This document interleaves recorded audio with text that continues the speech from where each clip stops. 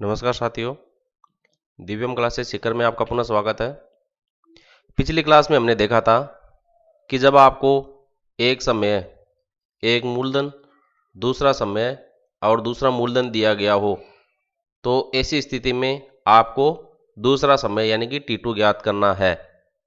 तो आपको मैंने बताया था इसका शॉर्टकट तरीका कि T2 में जो है दूसरी घात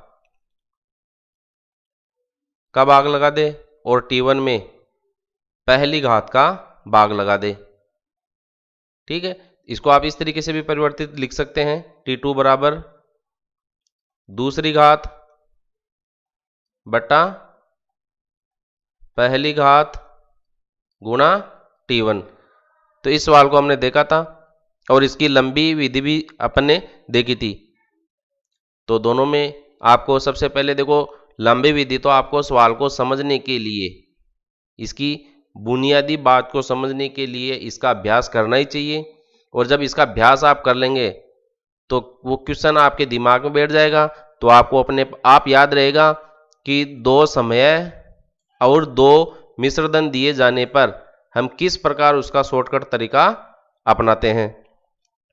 तो मैंने इसके लिए ये सवाल आपको दो सवाल इसके ऊपर अभ्यास के लिए करवाए थे। आज अपन एक अलग तरह का सवाल देखते हैं। तो देखो इसमें क्या है, पहले जो ऊपर वाले जो अपन ने सवाल देखे थे इसकी पिछली क्लास में, उसमें आपको मिश्रधन 2 गुना, 5 गुना, 9 गुना, 16 गुना इस तरीके से बताया गया था। लेकिन आज की क्लास में जो क्वेश्चन दिया गया है वह कंप्लीटली मिश्रधन के रूप में दिया गया है। इसमें गुना गुना का कोई लफड़ा नहीं है। देखिए, चक्रवृद्धि ब्याज पर कोई धन 2 वर्ष में 600 रुपये हो जाता है तथा 3 वर्ष में 660 रुपये हो जाता है, तो चक्रवृद्धि ब्याज की दर क्या है। तो आपको दर बतानी है कि इसकी दर क्या है। तो इसके लिए देखो, दर ज्ञात करने के लिए आपको क्या करना पड़ेगा, सवाल को देखो, आपको क्या दे रखा है इसमें, T1 बराबर 2 वर्ष है, P आप मान लीजिए कि कितना है, x रुपया है, और आपका मूलधन कितना हो जाएगा, मिश्रधन कितना हो जाएगा, 600 रुपये। अब 600 रुपये है तो इसके आधार पर अपने को इस कंडीशन के अनुसार हमें दर ज्ञात करनी पड़ेगी। तो दर ज्ञात करने का फॉर्मूला मैंने आपको बताया था कि आप किस प्रकार से दर ज्ञात करेंगे। ठीक है, अब देखो दूसरी कंडीशन को भी अपने एक बार लिख लेते हैं। T2 3 वर्ष है, P कितना है, x रुपया है, अमाउंट आपको कितना दिया गया, मिश्रधन दूसरी कंडीशन में 660 रुपये, और दर आपको इसमें भी ज्ञात करनी है। अब देखिए, दोनों सवालों में आपको दर ज्ञात करनी है, इस सवाल में भी दर ज्ञात करनी है और इसकी भी लिए भी वो सेम दर रहेगी जो आप ज्ञात करेंगे। तो सबसे पहले तो अपन ये देखते हैं कि जो मिश्रधन का फॉर्मूला है वो क्या है, मूलधन गुणा 1 प्लस दर बटा 100 की घात T है। तो इस सूत्र के आधार पर आप पहली जो कंडीशन दी गई है, ये पहली कंडीशन और ये दूसरी कंडीशन, इसको इसके अनुसार लिख लीजिए। तो देख लीजिए, पहली कंडीशन के अनुसार मिश्रधन कितना है, 600 रुपये बराबर मूलधन x रुपया, 1 प्लस r आपको ज्ञात करनी है, T कितना दे रखा है, 2। तो इसको आप समीकरण 1 मान लीजिए। ठीक है, अब दूसरी कंडीशन के अनुसार अपने को देखो क्या दे रखा है, मिश्रधन 660 रुपया, मूलधन आपका x रुपया रहेगा दोनों कंडीशन में, क्योंकि कोई धन है जो 2 वर्ष में 600 रुपये और 3 वर्ष में 660 हो जाता है, वो एक ही धन है, कोई धन का मतलब वह एक ही धन है, तो वो कितना है, x रुपया, और 1 प्लस r बटा 100। दर अपने को ज्ञात करनी है इसलिए दर का मान नहीं लिखा है, और समय कितना है इसमें, 3 वर्ष है। यह आपका पहला इक्वेशन हो गया, यह आपका दूसरा इक्वेशन हो गया। तो देखिए, जब दो समीकरण आपको दी जाए और कोई एक राशि आपको अननोन दी हो, अज्ञात दी हो, जिसको हमें ज्ञात करना है, तो इसकी तुलना करके हम इनका मान ज्ञात कर सकते हैं। अब तुलना के लिए देखो क्या तरीका अपने पास, समीकरण 2 में समीकरण 1 का भाग लगा दे या समीकरण 1 में समीकरण 2 का भाग लगा दे, दोनों ही तरीके से आप कर सकते हैं। अब मोस्टली अपन करते क्या है कि जो ज्यादा बड़ी संख्या होती है उसको अंश में लिखते हैं, छोटी संख्या को हर में लिखते हैं। तो समीकरण 2 में समीकरण 1 का भाग लगाने पर तो देखिए क्या प्राप्त होगा अपने को, 660 बटा 600। LHS में LHS का भाग लगा दे और RHS में RHS का भाग लगा दे। तो देखिए 2 में लगा रहे हैं तो ये ऊपर आ जाएगा अंश में, x गुणा 1 प्लस r बटा 100 की पावर 3 बटा x गुणा 1 प्लस r बटा 100 की पावर 2। देखिए x से तो x कट जाएगा, 1 शून्य से 1 शून्य कट जाएगा, छक्का भाग लगाएंगे तो ये 11 बार जाएगा और नीचे रह गया 1 यानी कि 10। तो ये हमें क्या मिला है 11 बटा 10 बराबर।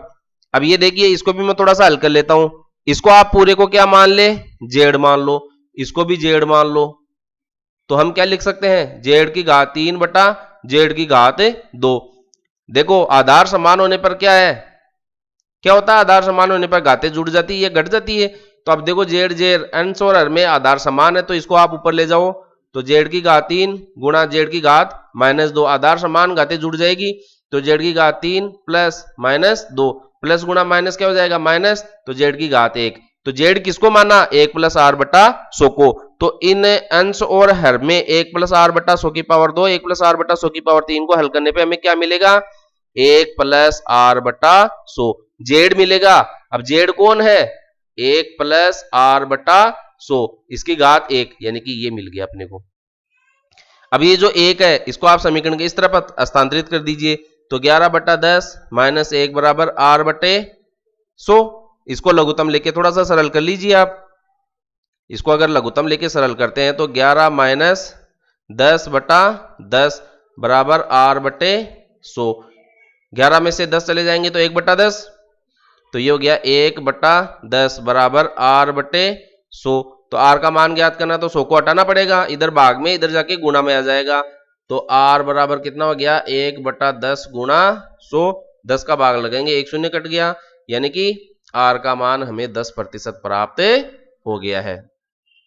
आर का मान कितना मिला अपने को 10% मिला है। तो देखो हमने कुछ भी नहीं किया है, कंडीशन के अनुसार चले, पहली कंडीशन दूसरी कंडीशन, आर का मान ज्ञात करना है तो इन दोनों में भाग लगा दिया है, ठीक है, कंपैरिजन कर लिया, तुलना कर लिया। तुलना करने के लिए हमें क्या होता है दोनों समीकरणों को आपस में डिवाइड करते हैं, तो डिवाइड करने का रूल भी होता है एलएचएस में एलएचएस का भाग, आरएचएस में आरएचएस का भाग लगा देते हैं। अब आगे देखिए इसका जो शॉर्टकट तरीका है वो मैं आपको बताऊं, जब भी आप दर ज्ञात करें आपको मिश्र दर दिया गया है, पहले ऊपर वाले सवाल में तो क्या है आपको जैसे 2 गुना 16 गुना 4 गुना इस तरीके से मिश्र धन दिया गया है, लेकिन यहां पर सीधा राशि के रूप में मिश्र धन दिया गया है।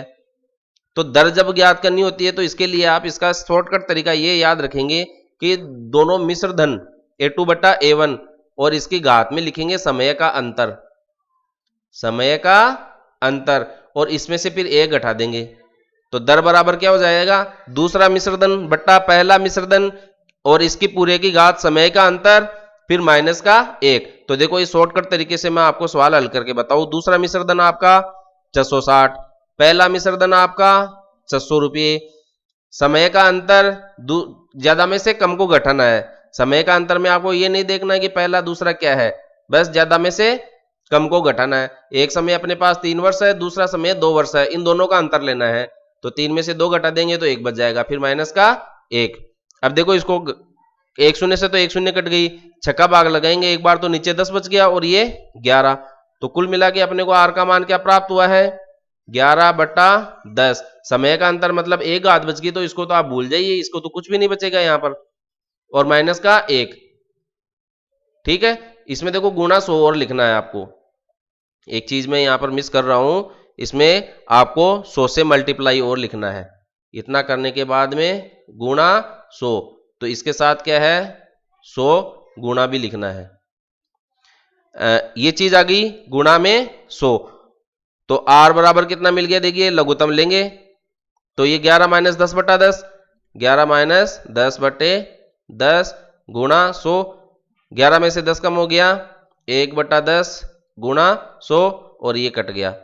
तो देखिए शॉर्टकट तरीके से भी अपने को आर का मान कितना मिल रहा है 10% मिल रहा है। तो जो तरीका मैंने लॉन्ग विधि और शॉर्टकट विधि का बताया दोनों सही है। दोबारा याद कर लेना, जब दर मिश्रधन दे रखा हो तो दूसरा मिश्रधन बटा पहला मिश्रधन की घात समय का अंतर -1 और इसके पूरे के गुणे में कितना है 100 है। धन्यवाद।